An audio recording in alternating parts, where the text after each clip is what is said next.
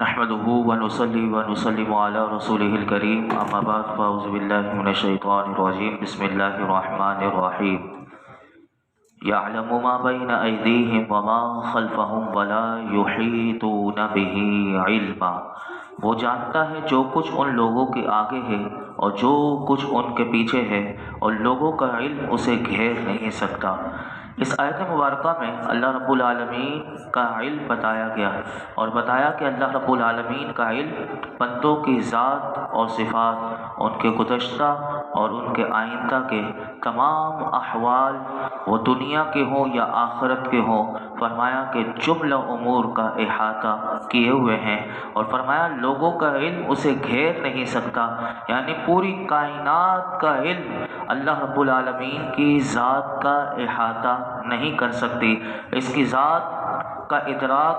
کائنات کے علوم کی رسائی سے بڑھ کر ہے، اور وہ اپنے اسماء اور صفات، آثار قدرت اور حکمت کی صورتوں سے وہ پہچانا جاتا ہے۔ فارسی کا ایک شعر ہے کہ جس کا ترجمہ یہ ہے کہ تیز عقل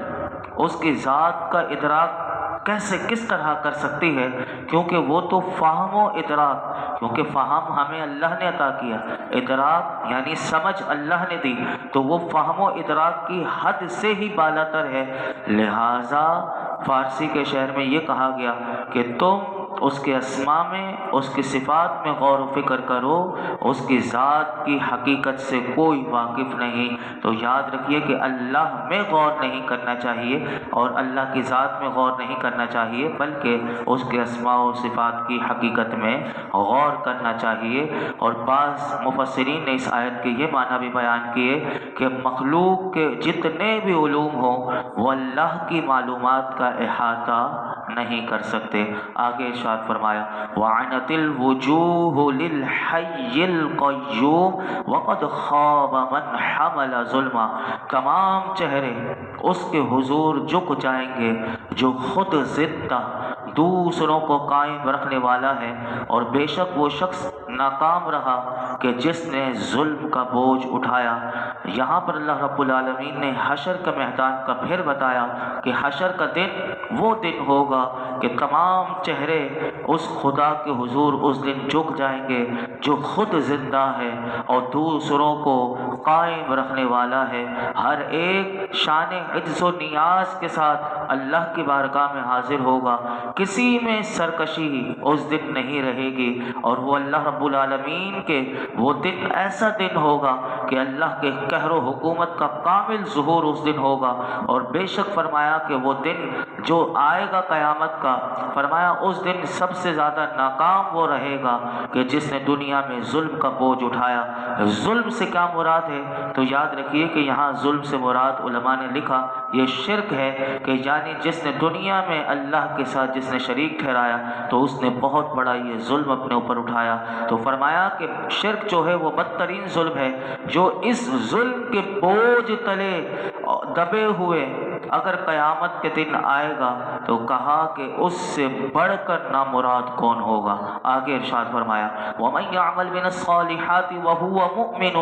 فَلَا يَخَافُ ظُلْمًا وَلَا هَضْمًا۔ اور جو کوئی اسلام کی حالت میں کچھ نیک اعمال کرے تو اسے نہ زیادتی کا خوف ہوگا اور نہ کمی کا۔ فرمایا کہ جس نے اسلام جو لے کر آ گیا اور وہ اس نے کلمہ پڑھ لیا، اور اس اسلام کی حالت میں اگر اس نے کچھ بھی نیک عمل کیے تو وہ یاد رکھے، قرآن اس کو پیغام دے رہا ہے کہ اسے اس بات کا کوئی خوف نہ ہوگا کہ جو ہم نے وعدہ اس سے کیا ہے تو وعدے کے مطابق وہ جس ثواب کا مستحق تھا وہ اسے نہ دے کر اس کے ساتھ زیادتی کی جائے، اور نہ ہی اسے کم ثواب دیے جانے کا اندیشہ ہوگا، کیونکہ اس دن انصاف ہی انصاف ہوگا۔ جو جس کا مستحق ہوگا، جتنا ثواب اس کو ملنا چاہیے وہ سب کچھ ملے گا۔ تو یاد رکھیے گا کہ کیا بات پتہ چلی کہ اگر ایمان نہیں، ایمان کے بغیر جتنی بھی نیکیاں کی جائیں وہ ساری بیکار ہیں، ایمان کے ساتھ جتنی نیکیاں کی جائیں وہ ساری کی ساری قبول ہیں۔ اور یہاں تک علماء نے لکھا کہ اگر کافر جس نے زمانہ کفر میں اگر نیکیاں کی تھی لیکن اس وقت تو وہ قبول نہیں تھی، لیکن جیسے اس نے ایمان قبول کیا تو اللہ رب العالمین کا کرم اتنا زیادہ ہے، اس کی رحمت اتنی وسیع ہے کہ پھر اس کے کفر کی زمانے کی نیکیاں بھی قبول ہو جاتی ہیں، اور یہ بھی حدیث پاک سے ملتا ہے۔ یاد رکھیے گا کہ علماء نے کہا کہ یہ آیت یہ پیغام دے رہی ہے، علامہ اسماعیل حقی رحمۃ اللہ علیہ فرماتے ہیں کہ اس آیت سے یہ پیغام ملا کہ ہر مسلمان کو چاہیے کہ وہ نیک اعمال میں کوشش کرتا رہے، مشغول رہے، اور اپنے آپ کو گناہوں سے بچا کر رکھے، کیونکہ قیامت کا دن ہر شخص اپنے اعمال کا ایک درخت کا پھل پائے گا، اور جیسے اس کے اعمال ہوں گے ویسے انجام تک پہنچ جائے گا۔ اور یاد رکھیے گا کہ نیک اعمال میں سب سے زیادہ کس چیز کو اہمیت دینی چاہیے، تو اس کی ترتیب علماء نے لکھی، نیک اعمال میں سب سے پہلے افضل جو چیز ہے وہ فرائض ہے، یعنی جتنے فرائض اللہ نے لاگو کیے ہیں ان فرائض کو ادا کرنا۔ نمبر 2 فرمایا حرام کاموں سے جن سے بچنے کا اللہ نے حکم دیا ان سے بچنا یہ ضروری ہے۔ اور اسی سے متعلق ایک حکایت ملتی ہے کہ ایک مرتبہ خلیفہ سلیمان بن عبد الملک نے حضرت ابو حازم رحمۃ اللہ علیہ سے عرض کی کہ مجھے نصیحت کیجیے، تو آپ نے حضرت ابو حازم رحمۃ اللہ علیہ نے نصیحت کیا کی، سنیے۔ فرمایا کہ تم اپنے رب کی پاکی بیان کرتے رہو اور اس بات کو بہت بڑا جانو کہ اللہ رب العالمین تمہیں وہاں دیکھے جہاں اس نے تمہیں منع کیا ہے، اور وہاں تمہیں موجود نہ پائے جہاں موجود ہونے کا اس نے تمہیں حکم دیا ہے۔ یعنی کتنا اسی میں وہ ساری بات سمجھا دی، جہاں اللہ رب العالمین نے حکم دیا جس کاموں کا وہاں اس کو ہونا چاہیے اور وہ عمل کرنا چاہیے، جن کاموں سے بچنے کا حکم دیا ہے اس سے بچنا چاہیے۔ ہمارے یہاں ہوتا کیا ہے، ہمارے یہاں بدقسمتی سے لوگوں کا حال یہ ہے کہ وہ نفلی کام بہت زیادہ کرتے ہیں، نفلی کاموں میں بہت زیادہ جلدی کرتے ہیں۔ اگر کوئی پریشانی آ جائے، کوئی مصیبت آ جائے، اگر کہیں سے وظیفے مل گئے تو لمبے لمبے کثیر اوقات و وظائف پابندی سے پڑھتے ہیں، اور مشکل اور بھاری کام اور جتنے بھی نفلی کام ہوں وہ کرنے کے لیے وہ تیار ہوتے ہیں، لیکن ان کا معاملہ یہ ہوتا ہے کہ بعض ایسے پائے جاتے ہیں کہ جو فرائض میں سستی کرتے ہوئے نظر آتے ہیں، اور جو کرتے بھی ہیں تو وہ صحیح طور پر ادا کرتے ہوئے نظر نہیں آتے۔ یہاں تک کہ آپ سنیے، میں آپ کو اس کے بارے میں ایک بزرگ فرماتے ہیں کہ نفسانی خواہشات کی پیروی کی علامت اگر کسی نے جاننی ہو کہ یہ میں نے اپنے نفس کی وجہ سے کیا ہے، تو فرماتے ہیں کہ اس کی علامت ایک یہ ہے کہ بندہ نفلی نیک کام کرنے میں تو بہت جلدی کرے، لیکن فرائض اور واجبات جو اس کے اوپر ہیں ان کے ادا کرنے میں اگر سستی سے کام لے رہا ہے تو وہ سمجھ لے کہ میں اپنے نفس کو خوش کر رہا ہوں۔ اور جو نفس کو خوش کرتے ہیں ہمارے اسلاف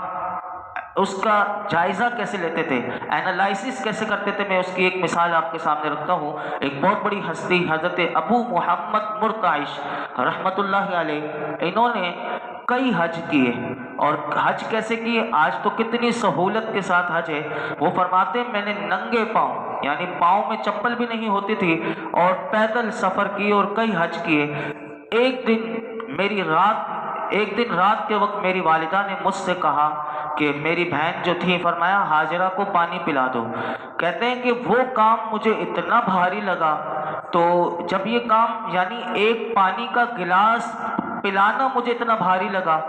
اس دن مجھے احساس ہو گیا اور میں نے یہ سمجھ لیا کہ میں نے جو پیدل حج کیے، ننگے پاؤں کیے اور اتنے سارے کیے تو میں نے صرف اپنے نفس کی وجہ سے کیے تھے، اور میں نے نفس کی بات کو مانا تھا اور نفس بڑا خوش ہو رہا تھا، اور نفس کی وجہ سے مجھے لذت مل رہی تھی، یعنی یہ لذت حاصل کرنے کے لیے اور نفس کو میں لذت دے رہا تھا، اس وجہ سے کیا۔ کہتے ہیں اگر میرا نفس حج کرنے کی وجہ سے اتنے سارے جو میں نے حج ننگے پاؤں کیے، پیدل کیے، اگر میرا نفس مر چکا ہوتا تو کہتے ہیں کہ والدہ کی اطاعت کا حکم یہ اللہ رب العالمین نے اور یہ شریعت کا حق تھا، تو یہ مجھے بھاری محسوس نہ ہوتا اگر میرا نفس مر چکا ہوتا۔ کہتے ہیں میرا نفس مرا نہیں تھا، میں نے سمجھ لیا کہ یہ حج جو کیے تھے میں نے اپنی نفسانی خواہش کے لیے کیا تھے۔ تو یہی وہ ان لوگوں کے لیے بھی پیغام ہے کہ جو لمبے لمبے وظائف کر لیں گے، لیکن والدین کی خدمت کا معاملہ ہے، فرائض کا معاملہ ہے، حقوق اللہ حقوق العباد کا معاملہ ہے، واجبات کا، تو پھر وہ بہت بھاری محسوس ہو تو وہ سمجھ لے کہ میں ابھی تک میرا نفس بہت تازہ ہے، اس کو میں نے ختم نہیں کیا۔ یہی قرآن بتا رہا ہے۔ آگے ارشاد فرمایا وَكَذَلِكَ أَنزَلْنَاهُ قُرْآنًا عَرَبِيًّا وَصَرَّفْنَا فِيهِ مِنَ الْوَعِيدِ لَعَلَّهُمْ يَتَّقُونَ أَوْ يُحْدِثُ لَهُمْ ذِكْرًا، اور یوں ہی ہم نے اسے عربی قرآن نازل فرمایا اور اس میں مختلف انداز سے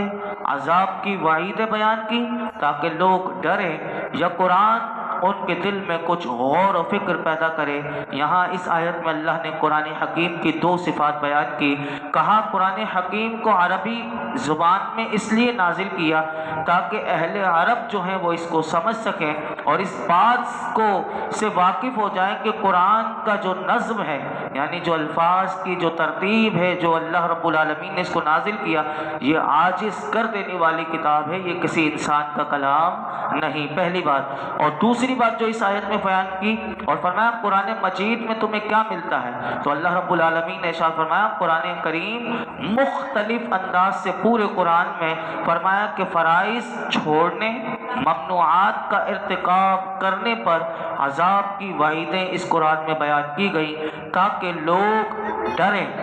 اور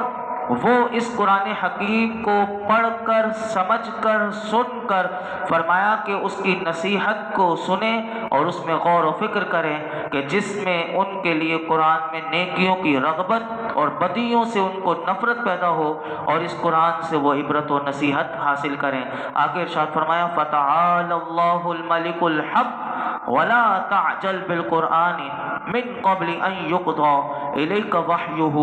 وَقُلْ رَبِّ زِدْنِي عِلْمًا۔ تو وہ اللہ بہت بلند ہے جو سچا بادشاہ ہے، اور آپ کی طرف قرآن کی وحی ختم ہونے سے پہلے قرآن میں جلدی نہ کرو اور عرض کرو اے میرے رب میرے علم میں اضافہ فرما۔ جو ہم ساری زندگی دعائیں بچے پڑھتے ہیں رب زدنی علما، یہ قرآن کی سورہ طٰہٰ کی آیت نمبر 114 میں آتا ہے۔ اس کی تشریح یہ ہے کہ اس آیت میں یہ پیغام دیا گیا کہ اللہ رب العالمین وہ اللہ ہے، فرمایا کہ جو بہت بلند ہے، جو سچا بادشاہ ہے اور اصل مالک ہے، اور تمام بادشاہ جو ہیں وہ اس اللہ کے محتاج ہیں۔ فرمایا اے محبوب آپ اس قرآن میں، فرمایا کہ قرآن جب نازل ہو رہا تھا تو فرمایا محبوب قرآن کی وحی کے ختم ہونے سے پہلے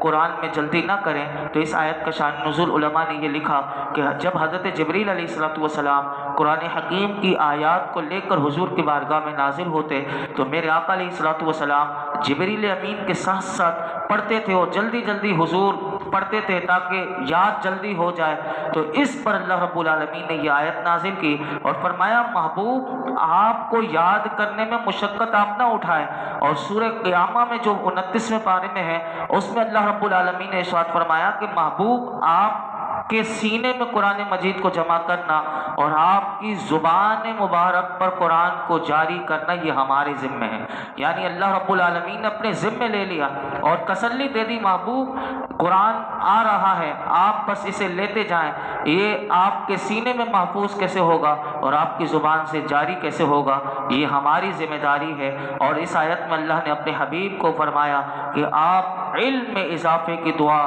مانگتے رہیں۔ اس سے علماء کہتے ہیں کہ علم سے کبھی سیر نہیں ہونا چاہیے، علم سیکھتے رہنا چاہیے، لہٰذا مزید علم جو سیکھو اور مزید سیکھتے رہو۔ اور یہ بھی پتہ چلا کہ علم کی حرص،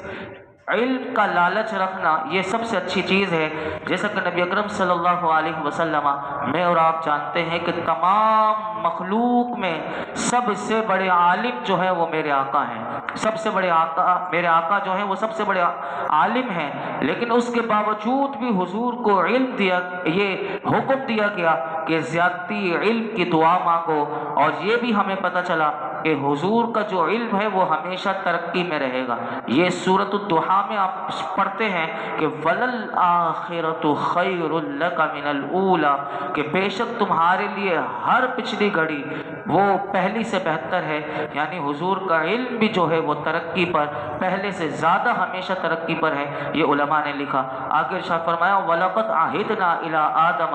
مِن قَبْلُ فَنَسِيَ وَلَمْ نَجِدْ لَهُ عَزْمًا، اور بے شک ہم نے آدم کو اس سے پہلے تاکیدی حکم دیا تھا تو وہ بھول گیا اور ہم نے اس کا کوئی مضبوط ارادہ نہ پایا۔ اس آیت میں اللہ رب العالمین نے یہ وہ مضمون ہے کہ جو سورہ بقرہ میں، سورہ اعراف میں، سورہ حجر میں، سورہ بنی اسرائیل میں، سورہ کہف میں یہ مختلف حکمتوں سے یہ مضمون بار بار اللہ نے ذکر کیا اور مختلف حکمت کے تحت بیان کیا۔ یہاں پر اللہ رب العالمین نے دوبارہ اس کو چھٹی بار قرآن میں یہ موضوع آیا، اور اس کو ذکر کرنے میں علماء کہتے ہیں حکمت یہ ہو سکتی ہے کہ لوگوں کو معلوم ہو جائے کہ شیطان انسانوں کا بڑا پرانا دشمن ہے، اس لیے ہر انسان کو چاہیے کہ وہ شیطان کی مکاری سے، اس کی فریب کاریوں سے ہوشیار رہے اور اس کے وسوسوں سے بچنے کی ہمیشہ تدبیر کرتا رہے۔ اس آیت کا خلاصہ مختصر یہ ہے کہ اللہ رب العالمین نے ارشاد فرمایا کہ ہم نے آدم علیہ السلام کو اس زمانے سے پہلے تاکیدی حکم دیا تھا کہ وہ ممنوع درخت، کہ جس درخت سے منع کیا گیا تھا کہ اس کے پاس نہ جائیں، لیکن یہ حکم انہیں یاد نہ رہا اور آپ ممنوع درخت کے پاس چلے گئے۔ البتہ قرآن کہتا ہے اس جانے میں اللہ رب العالمین نے آپ کا بتا دیا کہ اس درخت کی طرف جانے میں حضرت آدم علیہ السلام کا اللہ کے حکم کی نافرمانی کرنے کا کوئی ارادہ نہ تھا۔ یہاں سے علماء کہتے ہیں یہ بات یاد رکھیے گا کہ حضرت آدم علیہ السلام نے وہ جو درخت سے کھایا تھا، درخت جنت میں، وہ جان بوجھ کر نہیں کھایا تھا، بلکہ اس وجہ سے کہ اللہ کا حکم یاد نہ رہا تھا، اور جو کام سہون ہو جائے یعنی غلطی سے ہو جائے وہ نہ گناہ ہوتا ہے نہ اس پر پکڑ ہوتی ہے۔ یہ مسئلہ بھی یاد رکھیے گا۔ اور دوسری بات، اعلیٰ حضرت نے ایک بات لکھی کہ قرآن حکیم میں بہت سارے مقامات پر جیسے بعض لوگ گفتگو کرتے ہوئے